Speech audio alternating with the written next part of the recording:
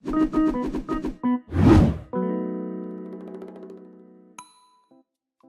guys, it's Protendo, and Animal Crossing New Horizons just brought back a ton of features with its 2.0 update. And while additions like Brewster's Cafe, Captain's Boat Tours, and the expansion to Harvey's Island are easily the standouts and most talked about, one thing that I was ecstatic to see make its return in New Horizons was the Ordinance feature. Introduced in New Leaf on the 3DS, ordinances allowed the mayor to make subtle modifications to their town. You could make weeds never grow, change the sleep schedules of animals and shopkeepers, or make your items sell for more at the store while simultaneously making purchasable items more expensive. Ordinances were hardly a game-changing feature, but they added another level of depth and personalization to your town, which is why I was hoping to see the option eventually show up in New Horizons. And luckily, 2.0 made that a reality. The Beautiful Town Ordinance, Early Bird Ordinance, Night Owl Ordinance, and Bell Boom Ordinance all made their return in New Horizons' latest and final update. But honestly, I think it would have been cool to see a little more. Yes, it's awesome that we got to see the ordinances from New Leaf return, but this feature is so ripe with potential that it could have been expanded on so much further. There's really no limit to the creativity and personalization ordinances could provide. Which is where you guys come in. A couple months ago, I asked you guys what kind of new ordinances you would like to see in Animal Crossing New Horizons, assuming the feature ever made its return. My plan was to make a video about a week or so later on the subject, but it ended up getting pushed back. Fast forward to now, and ordinances are finally here, making your guys' ideas more topical than ever. So without further delay, let's get into these suggestions, because there are some really good ones. First up, we've got Andrew, who has two ordinance ideas that work really well together. The ordinances are Fishing Fanatics and Bugging Fanatics. Each ordinance increases the spawn rate of either fish or bugs and makes them worth more, but in return, fruit, and either bugs or fish depending on which ordinance you chose, will be worth less. Additionally, villagers will be seen fishing or bugging more often than usual. I think this is an excellent ordinance for multiple reasons. First, I think these would be really good for people like myself who prefer either fishing or bug catching to one another. Personally, I'm much more interested in slowly sneaking up on my target with a bug net than properly timing my presses while fishing, so having an ordinance to increase the likelihood of the activity I enjoy more taking place would be vastly appreciated. Secondly, I think these ordinances would add some variety to the economy in this game. Right now, if you want to make bells on your own island, turnips are by far the most exploitable and profitable option. Back in the New Leaf days, I was always a fan of growing perfect fruit and selling it in my friend's town when the price was right. And I was equally fond of visiting Tortimer's Island at night and sneaking up on beetles. Unfortunately, neither of these options made their return in New Horizons. But having an ordinance that heavily increases the spawn rate of bugs would really amp up my enjoyment of making money in this game. Fishing Fanatics and Bugging Fanatics are definitely two ordinances I'd love to see. Next up, we've got Void of Light, who says the following. Free Market, an ordinance which allows villagers to move away at random and move in at random in the plots of land you place down for them to move into. This way, if you feel like villagers staying put in your town is too jarring, you have an option for them to function like they would in past games. Personally for me, I really don't feel attached to my own villagers in this entry, because they don't just randomly move in or randomly move out. It doesn't give me hatred for certain villagers, and it doesn't make me like them much either. I know most fans hate villagers moving out at random, so it'd probably be best to make this an option, so that people can have more of a classic experience with the game if they so choose. It's kind of weird that villagers feel like hostages now, more so than animals living in the town of their own free will. Now, this is truly a genius ordinance. I, for one, am completely in agreement. For me, a lot of the charm in Animal Crossing came from the fact that you had a rotating cast of people living around you, just like real life. It added to the illusion that these villagers had their own lives that didn't revolve solely around you, the player. Half the fun came from the fact that sometimes you'd get animals you didn't like. I mean, come on, didn't we all have that one animal that we all despised, but deep down knew their presence in our town added to the enjoyment? And many of my favorite animals became favorites because of them randomly choosing to drop in. In New Horizons, once you get your dream team of animals, that's it. It becomes a static element of the game, and they can only move out when you let them. It's something I'm really not fond of. But it's clear from online opinions that many people didn't like the random element of animals moving out. They like control, they like knowing that the world of the game only exists when they choose to play.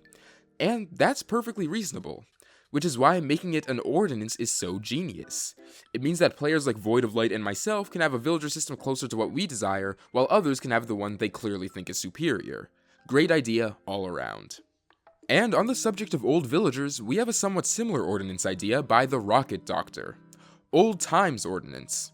Makes villagers act like they did in past games, being meaner and giving out quests.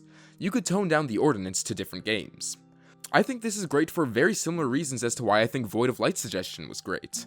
I am of the belief that animals were more interesting in the older games, when it felt like you actually had to earn their friendship. They weren't always nice, so getting them to actually like you felt like a reward in and of itself. But on the other side of the coin, I can get that not everyone wants to be called a fat, bloated idiot by the funny cartoon animals, which is why it would be best to have it as an option. You know, I'm noticing a theme in this video. Could making things optional instead of removing them entirely be the way to go? This is a major revelation. Next up, Teddy from Persona 4 has an ordinance idea regarding the Travelers. The Traveler's Welcome Ordinance makes it so that traveling special animals are much more likely to show up on non-special days. It can make campsite animals show up more as well. I could really use this one because Red has not showed up on my island for like a month now. This ordinance has actually been somewhat addressed by the game itself, since the expansion to Harv's Island makes the traveling salespeople a lot less frustrating. I'm mainly highlighting this point because I remember being really impressed by the idea when I saw it a few months ago. But even if its role has been partially filled, I still think Traveler's Welcome would be a great inclusion. Having more campsite villagers would be the cherry on top. To expand the idea further, maybe this ordinance could lean even further into the tourism aspect. What if you could spot old villagers who had since moved out wandering around the island, like you could at Main Street in New Leaf? And maybe you could be compensated in bells every time you invite friends over to your island. I don't know, I'm just sort of spitballing ideas. But the initial concept is great. Senior Salty's ordinance is next, and this is what they had to say about it.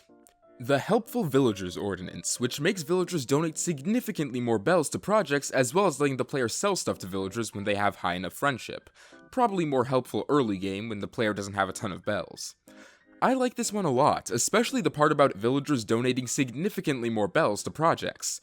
I'm not exactly sure why the feature of having them donate is even in the game when it makes such an insanely minimal difference. Like, I'm confident that I could pick up the game in 50 years and my stone staircase wouldn't even be half paid off.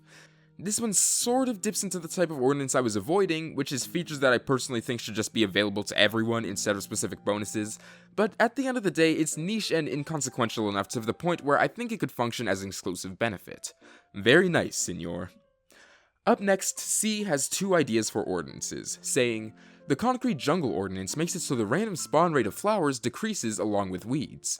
The Lush Ordinance increases the spawn rate of all flowers and weeds and also makes the plants grow faster. I actually like how these ordinances sort of build off of one already in the game, namely Beautiful Town.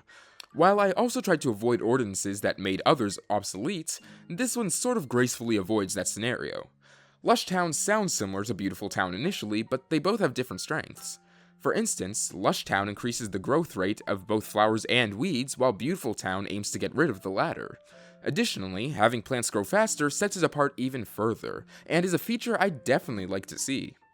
Concrete Jungle is also well crafted and seems especially useful for people going for a city aesthetic on their islands.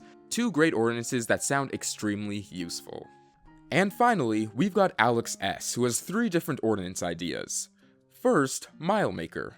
You get more Nook Miles from the daily login, Nook Mile Plus tasks, and items cost less miles. Second, Fossil Finder. It increases the number of fossils you get, as well as the chance of getting brand new ones. And third, Camp Catcher. It increases the chance for villagers to go to the campsite, makes winning the card games easier, and decreases the days needed for amiibo card villagers to visit the campsite by 1. And they finish by saying, thanks for reading all this, I know it's a lot. Well, you're welcome, Alex, and thanks for commenting. I'm going to ignore the third idea simply because we went over a similar one before, but that doesn't detract from its validity. Nevertheless, the top two really caught my attention with how much they would add to the game. Mile Maker sounds like a dream come true, especially after the 2.0 update and all of its added Nook Mile purchasables. I've never found grinding to get miles particularly enjoyable, so being able to get more by passively going about my day sounds extremely helpful, and is an ordinance I would very much consider having active. Fossil Finder would also be super nice to have. I spent about half a year in game trying to get a T-Rex tail, and it got to the point where it was genuinely aggravating. Having a higher chance to find the specific fossil I was looking for would have been great. And as a small addition idea, maybe it wouldn't hurt if this ordinance also increased the selling price of fossils. Just as an icing on the cake sort of deal.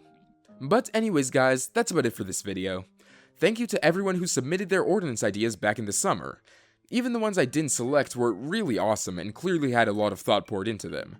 And if you happen to miss this post but have an ordinance that you're dying for me to see, leave it down in the comments. I'll be glad to give it a read. Also, let me know if you guys want to see more fan comment videos, because I really love doing them and presenting your great ideas to a wider audience. With all that said, I'll see you guys later. Protendo, out.